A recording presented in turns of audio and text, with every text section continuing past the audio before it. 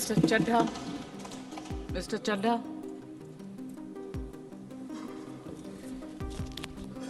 क्या बीजेपी भारत देश में निष्पक्ष चुनाव खत्म करना चाहती है? क्या भाजपा की सरकार लोकतंत्र की कोई अहमियत नहीं समझती? क्या भाजपा की सरकार के लिए संवैधानिक संस्थाओं की कोई अहमियत नहीं है? क्या भाजपा सरकार हर संवैधानिक संस्था को बनाना चाहती है? क्या भाजपा सरकार सुप्रीम कोर्ट के फैसले की कोई सम्मान नहीं करती, उसकी कोई अहमियत नहीं समझती? ये कुछ सवाल हैं जो बिल पढ़ने के बाद मेरे जहन में आए, और वो इसलिए आए क्योंकि इस बिल के माध्यम से ये सरकार चुनाव आयोग को पूरी तरीके से अपने नियंत्रण में लेना चाहती है, यानी कि चुनाव आयोग पे पूर्ण कब्जा चाहती है। मैम, चुनाव आयोग के 3 सदस्य होते हैं, एक मुख्य चुनाव आयुक्त यानी कि चीफ इलेक्शन कमिश्नर और 2 अतिरिक्त इलेक्शन कमिश्नर्स। इनकी चयन और नियुक्ति इस बिल के माध्यम से पूरी तरीके से सरकार के हाथों में आ जाएगी, और वे जिसको चाहें, चाहे वो पार्टी का शख्स हो, यस मैन हो, पार्टी मैन हो, जिस मर्जी को चाहें वे चुनाव आयुक्त बना सकते हैं। चुनाव आयोग की हमारे देश के चुनावों में बड़ी महत्वपूर्ण भूमिका है। किसका वोट बनेगा, किसका वोट कटेगा, ये चुनाव आयोग तय करता है। किस तारीख पे चुनाव होगा, कितने चरण में चुनाव होगा, ये चुनाव आयोग तय करता है। ईवीएम मशीन कहां कहां भेजी जाएंगी, उसका नियंत्रण, उसका मैनेजमेंट, उसका योग, उसका प्रयोग, सारी चीजें चुनाव आयोग तय करता है। तो इसीलिए चुनाव आयोग एक बड़ी महत्वपूर्ण संस्था है इस देश के फ्री एंड फेयर इलेक्शंस के लिए। Ma'am, I will mince no words. This bill is going to destroy one of the few remaining independent institutions in India, that is the Election Commission, and thereby dislodge free and fair elections from India. ये bill 3 व्यक्ति या संस्था का अपमान है। पहला अपमान है सुप्रीम कोर्ट का। क्यों?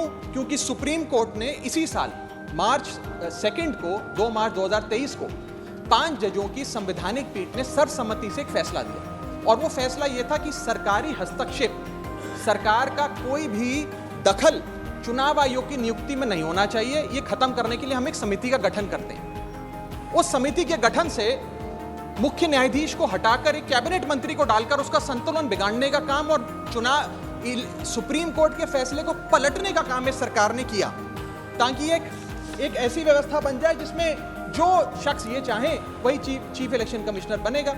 ये इंसल्ट सुप्रीम कोर्ट की इसलिए है क्योंकि इसी साल के दिए गए संवैधानिक पीठ के सर्वसम्मति के 2 फैसलों को इस सरकार ने सदन के भीतर बिल लाकर बदल दिया। पहला था दिल्ली सेवा बिल, जो 8 दिन के भीतर ऑर्डिनेंस लाकर और फिर सदन के भीतर बिल लाकर बदला गया, और एक ये बिल जो 2 मार्च 2023 के सुप्रीम कोर्ट के फैसले को पलटता है और उस फैसले को पूरी तरीके से रिवर्स करने का काम करता है। मैं आपको यह बताना चाहूंगा कि यह सरकार इस बिल के माध्यम से एक प्रकार से सुप्रीम कोर्ट को खुली चुनौती दे रही है कि आपको जो फैसला देना है दीजिए, अगर हमें पसंद नहीं आएगा हम बिल लाकर उस फैसले को पलट देंगे।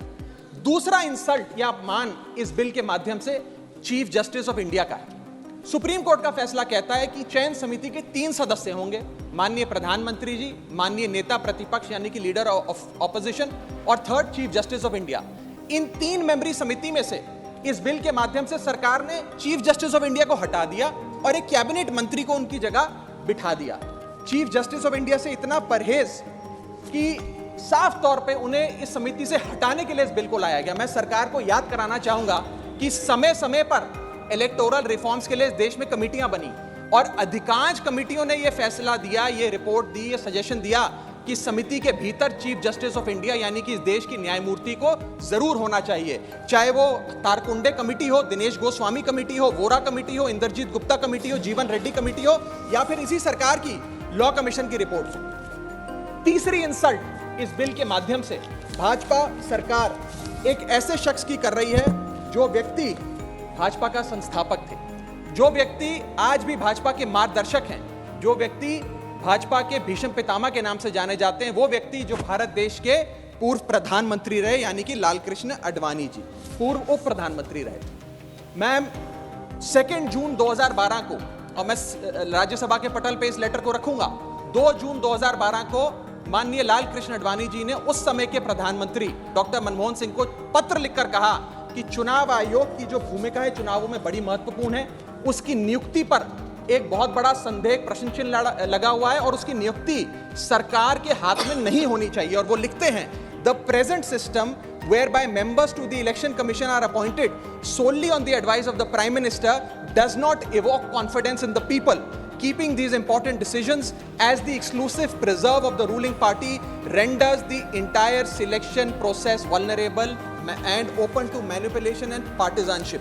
और वो कहते हैं कि समिति 5 सदस्यों की हो जो सीईसी की चयन करे, उनकी नियुक्ति करे, जिसमें प्रधानमंत्री हो, जिसमें लीडर ऑफ ऑपोजिशन लोकसभा हो, जिसमें लीडर ऑफ ऑपोजिशन राज्यसभा हो, जिसमें चीफ जस्टिस ऑफ इंडिया हो और कानून मंत्री हो। यानी कि 2 सदस्य सरकार के, 2 सदस्य ऑपोजिशन के और 1 न्यायपालिका के। ये समिति बड़ी अच्छी है।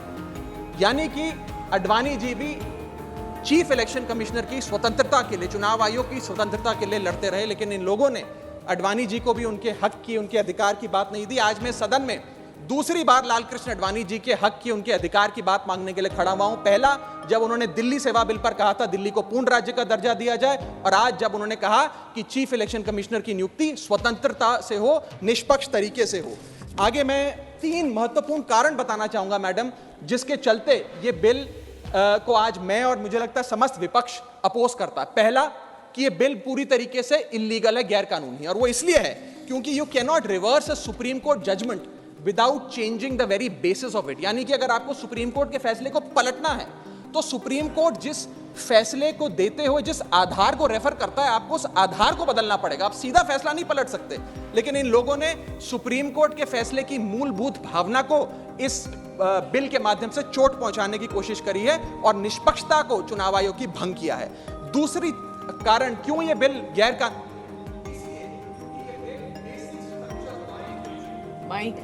मेरा माइक चला गया, क्योंकि ये bill basic structure of the constitution के खिलाफ है। Basic structure of the constitution है फ्री एंड फेयर इलेक्शंस।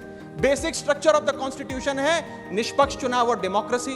अगर बायस्ड इलेक्शन कमीशन होगा तो चुनाव भी बायस्ड होगा। अगर गैर निष्पक्ष तरीके से चुनाव आयोग चुना जाएगा तो हिंदुस्तान में चुनाव भी गैर निष्पक्ष तरीके से होंगे। इसीलिए यह basic structure of the constitution को भी पूरी तरीके से वायलेट करता है।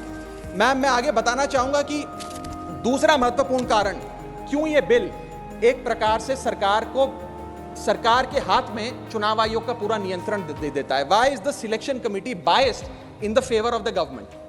सुप्रीम कोर्ट ने कहा 3 मेंबरी समिति होगी जो तय करेगी कि चुनाव आयोग में कौन कौन बैठेगा। प्रधानमंत्री, लीडर ऑफ ऑपोजिशन और चीफ जस्टिस ऑफ इंडिया। इसमें से चीफ जस्टिस ऑफ इंडिया को निकाल बाहर कर एक कैबिनेट मिनिस्टर को इसमें डालकर पूरा नियंत्रण सिलेक्शन समिति का इन लोगों ने बिगाड़ दिया, जिसके चलते आज इस समिति में सरकार के पास 2 वोट हैं। 2:1 से सारे फैसले मेजॉरिटी से सरकार ले सकती है। इसमें सर्वसम्मति से फैसला नहीं लेना, यूनानिमिटी से फैसला नहीं लेना। सरकार चाहे तो 2:1 से कोई भी फैसला ले सकती है। यानी कि सारा नियंत्रण कौन मुख्य चुनाव आयुक्त होंगे, कौन चुनाव आयुक्त होंगे, ये सरकार के हाथ में आ जाता है। और ये एक ऐसी व्यवस्था बनाता है कि एक पार्टी मैन, एक यस मैन चुनाव आयुक्त बन सकता है। वो दिन भी दूर नहीं कि चाहे भाजपा अगर कल तो संबित पात्रा को चीफ इलेक्शन कमिश्नर बना सकती है मैडम, और 2:1 के रेशियो से संबित पात्रा देश के चीफ इलेक्शन कमिश्नर बन सकते हैं। आप सोचिए कि ये कितना खतरनाक होगा अगर वो चीफ इलेक्शन कमिश्नर बन गए। मैं आगे चलता हूं। पैरा 9 इस सुप्रीम कोर्ट जजमेंट का कहता है, the executive alone being involved in the appointment ensures that the commission becomes and remains a partisan body and the branch of the executive. The independence of the commission is intimately interlinked with the process of appointment. यानी कि supreme court ये कहता है कि चयन का जो पूरा प्रोसेस है वो पूरी तरीके से इलेक्शंस कैसे होंगे, फ्री होंगे कि फेयर होंगे, वो तय करता है। मैं आगे चलता हूं, 14 मिनट है मैडम, अभी तो 6 मिनट बाकी हैं। सुप्रीम कोर्ट आगे अपने पैरा 186 में हाईलाइट करते हुए कहता है, a person who is weak need before the powers that be cannot be appointed as the election commissioner. A person who is in a state of obligation or feels indebted to the person who has appointed him fails the nation and can have no place in the conduct of elections, forming the very foundation of our democracy. An independent person cannot be biased. It is important that the appointment must be overshadowed even by a perception that a yes man will decide the fate of the democracy and all its promises. यानी कि केवल निष्पक्ष चयन ही होना जरूरी नहीं है, निष्पक्ष चयन जनता को नजर आना भी जरूरी है। It must not only be done, it must be seen to be done. ये सुप्रीम कोर्ट बात कहता है। मैं आगे चलता हूं। तीसरा कारण कि क्यों हम इस बिल को अपोज कर रहे हैं वो है कि ये जो प्रपोज्ड सिलेक्शन कमिटी है इसमें कोई चेक्स एंड बैलेंसेस नहीं। चेक्स एंड बैलेंसेस इसलिए नहीं है क्योंकि सारे फैसले तो सरकार के पक्ष में होंगे, 2 मंत्री सरकार के उसमें बैठे हैं, एलओपी को मात्र फॉर्मेलिटी के लिए इसमें बिठाया गया है, तो एक प्रकार का फिक्स्ड मैच इसमें नजर आता है। अब आप ही सोचिए, 3 मेंबरी समिति है जिसमें माननीय प्रधानमंत्री जी हैं, मान लेते हैं हमारे सदन के लीडर ऑफ ऑपोजिशन मल्लिकार्जुन खड़गे जी उसके सदस्य हैं, और 3rd मेंबर अर्जुन मेघवाल जी कानून मंत्री यहां बैठे हैं वो हैं। अब इनकी बैठक चल रही है, इसमें माननीय प्रधानमंत्री जी कहते हैं कि मैं रमेश नाम के शख्स को चीफ इलेक्शन कमिश्नर बनाना चाहता हूं। खड़गे साहब कहते हैं कि मैं रमेश को नहीं सुरेश को चीफ इलेक्शन कमिश्नर बनाना चाहता हूं। क्या अर्जुन मेघवाल जी जो इसी सरकार के कानून मंत्री हैं वो प्रधानमंत्री जी को ये कह सकते हैं कि नहीं नहीं नहीं प्रधानमंत्री जी रमेश ठीक नहीं है, खड़गे साहब ने जिसको नॉमिनेट किया है सुरेश मैं भी उसी के हक में वोट देता हूं, उसका चयन हो, वो चीफ इलेक्शन कमिश्नर बने? ये तो हो ही नहीं सकता। तो जो सरकार चाहेगी वही होगा। तो एक प्रकार से निष्पक्षता और स्वतंत्रता चीफ इलेक्शन कमिश्नर की खत्म करने का काम ये करती है। हमने एक बचपन में एक मुहावरा सुना था, जिसकी लाठी उसकी भैंस। तो ये पूरी तरीके से इस बिल में सिद्ध होता है कि लाठी भी इनकी, तो फिर इस कानून के माध्यम से भैंस भी इनकी। मैं आपको एक और उदाहरण के माध्यम से समझाता हूं। मान लीजिए भारत और ऑस्ट्रेलिया का क्रिकेट मैच हो रहा है, उस क्रिकेट मैच में अंपायर कौन होगा वो एक 3 मेंबर की समिति तय करेगी जो मैच कराएगी। वो 3 मेंबर की समिति में एक ऑस्ट्रेलिया के कैप्टन पैट कमिंग्स होंगे, दूसरे ऑस्ट्रेलिया के प्रसिद्ध प्लेयर डेविड वार्नर होंगे, और 3rd भारत के कप्तान रोहित शर्मा होंगे। अब ये 3 मेंबरी समिति अगर किसी अंपायर को चुनेगी तो वो अंपायर तो हमेशा ही ऑस्ट्रेलिया के साथ होगा, क्योंकि 2-1 की बहुमत ऑस्ट्रेलिया के साथ है। तो क्या निष्पक्ष मैच हो सकता है? क्या इंडिया इंडिपेंडेंट मैच खेल सकती है? ऐसा ही